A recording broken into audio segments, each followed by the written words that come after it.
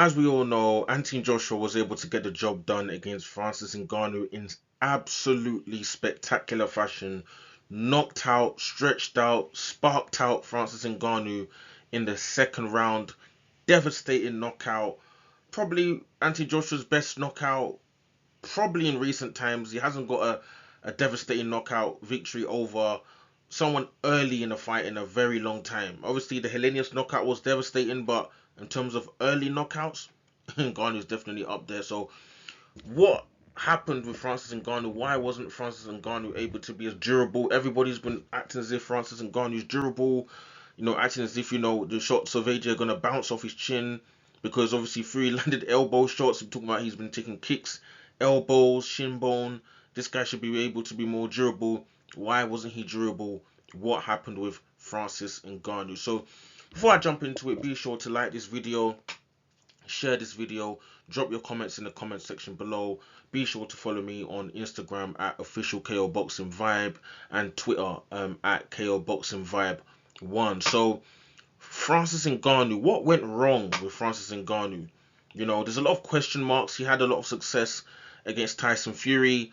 He dropped Tyson Fury, landing counters on Tyson Fury, dominated Tyson Fury in vast majority of the clinches, and pretty much forced Tyson Fury to, just go to the scorecards and just hope to get a UD. And Tyson Fury actually lost a split decision. No, he didn't lose a split decision. Tyson Fury won a split decision, but the fact Ngannou was able to win on one of the judges' scorecards for a boxing novice in his first professional fight was why a lot of people felt like this guy can cause Anthony Joshua problems. They're thinking Tyson Fury, Gypsy King, WBC, heavyweight champion of the world.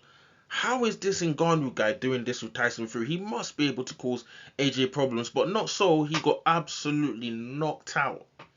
You know, the problem for Francis Ngannou is no real fault of his own. He just didn't have, the boxing knowledge, the boxing, experience, that Anthony Joshua has. Joshua's fought Klitschko, Andy Ruiz, you know, Povetkin, Takam, Joseph Parker, who was also on the undercard against Zhang.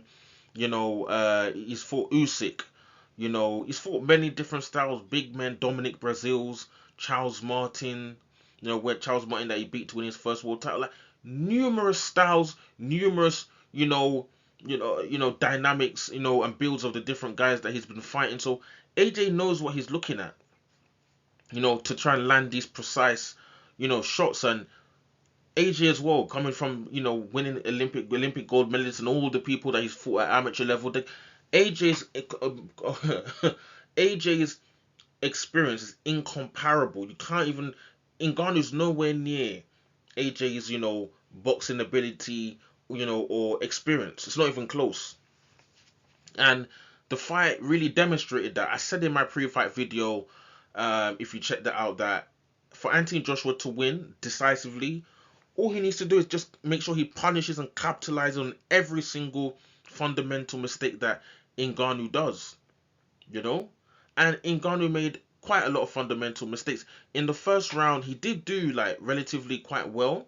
He was trying to land. He was keeping his left hand out there. He was trying to land some of those looping hooks that he tries to throw, and you can see that AJ was keeping his right hand up just to make sure that side is covered, and AJ did cover, and protect himself from a lot of those left hooks, wide left hooks that Ngannou was trying to throw in place there, and he looked all right.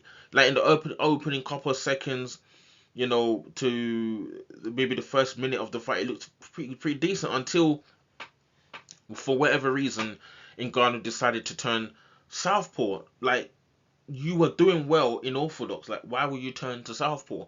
As soon as he switched to southpaw, and even AJ said post fight that Ngannou switched to southpaw, you know, the rail line for that right hand to go straight down the tracks and land on the chin was open for Anthony Joshua to land on Francis Ngannou, and he took it. He threw that right hand, dropped Ngannou for the first time, in the fight in the first round, and Ngannou was shook.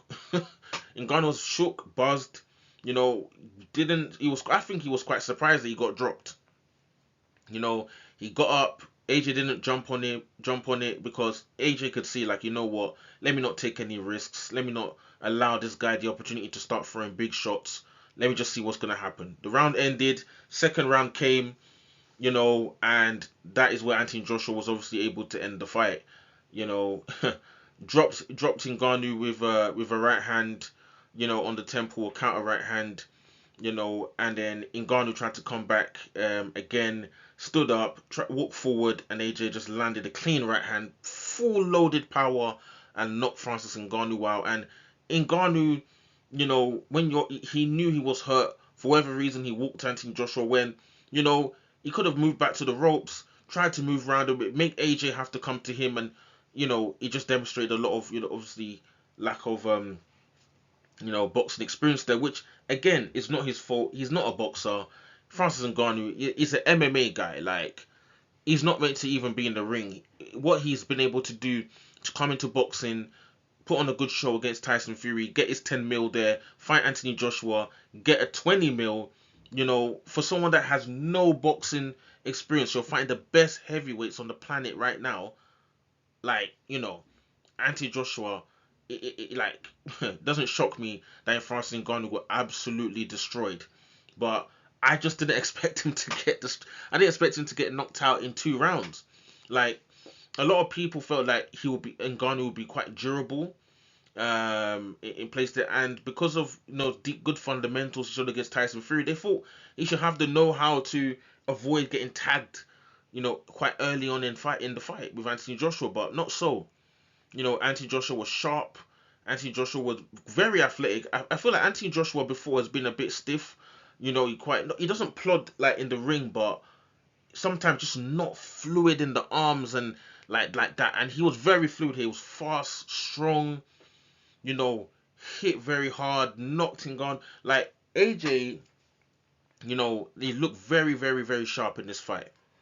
And maybe it's something he's been working on with Ben Davison, just trying to be sharp, and maybe they've seen like sort of Ngannou, not really stationary, but he is definitely a lot stiffer than Anthony Joshua is in terms of like his upper body movement, which obviously Anthony Joshua was able to capitalize on, as an advantage in terms of more athleticism in place there. Both very strong physical men, but it's just Anthony Joshua is a lot more speed there in terms of the upper body and the movement, his foot movement and things in that sense.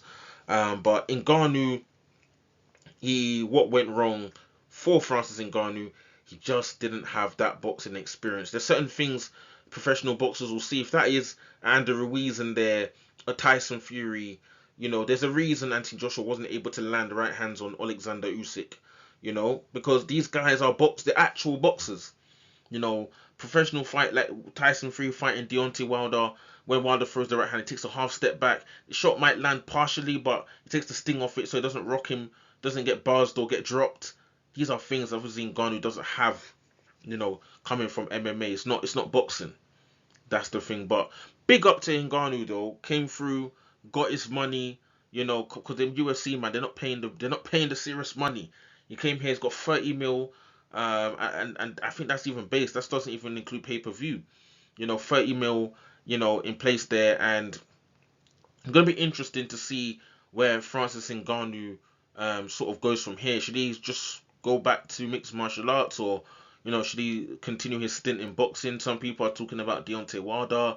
Some people are talking about Dylan White, and to be honest, I don't know if I really want to see like Ngannou in boxing, just because you have a good reputation from mixed martial arts. You don't need to become a punching bag or someone getting knocked out by these professional boxers just so you just want to get money, because this is dangerous, man. Just you see the way Anthony Joshua KO'd him.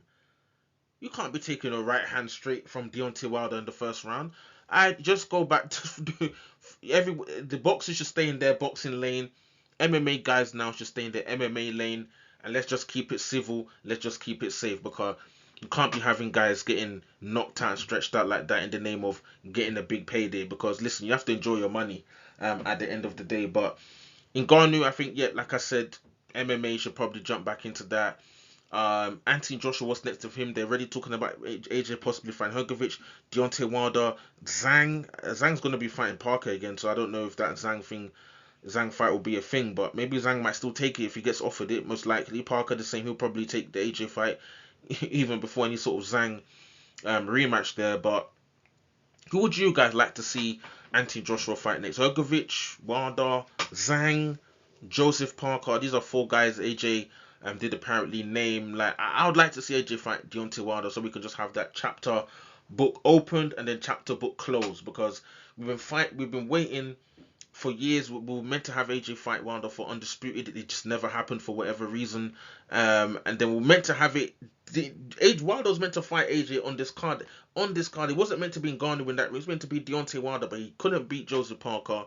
And then now AJ's obviously on, performing quite well. He's got a lot of momentum.